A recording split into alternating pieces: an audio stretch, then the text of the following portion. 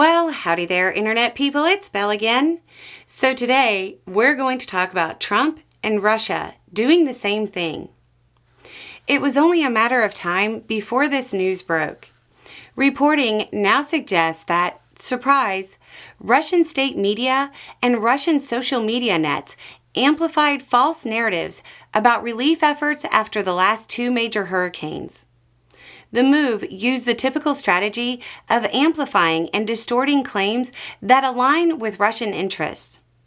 The assessment by the Institute for Strategic Dialogue looked at English language content from September 24th to October 18th. They identified several key narratives that Russia wanted amplified. First was the false claim that funds for relief were diverted or used up to fund Ukraine. This false narrative assists Russia in obvious ways. It undermines U.S. support for Ukraine and heightens distrust amongst Americans of the government's relief effort, while simultaneously heightening the partisan divide. Second was the false narrative of the Biden administration's mismanagement or politicization of relief. Again, it sows distrust with the American government's relief efforts, heightens partisan divides, and undermines faith in the American system and the institutions. Third, it's the false narrative that FEMA was unable to provide effective aid for various reasons, but primarily using the false claim that FEMA diverted money to pay for migrants. This furthers Russian interest by creating isolationist tendencies, dividing Americans, and heightening the partisan divide, pitting Americans against each other. Of course, it continues the trend of trying to undermine faith in American institutions. The techniques they used were standard disinformation techniques. They tend to focus on claims made by Americans, including high-profile ones. So they can avoid responsibility, and so the claims have more credibility.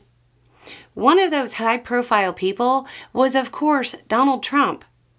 Trump's false claim of, quote, "We're at almost $300 billion for Ukraine, and yet they're offering people $750 for the worst hurricane that anybody's seen," was literally turned into a meme to be spread.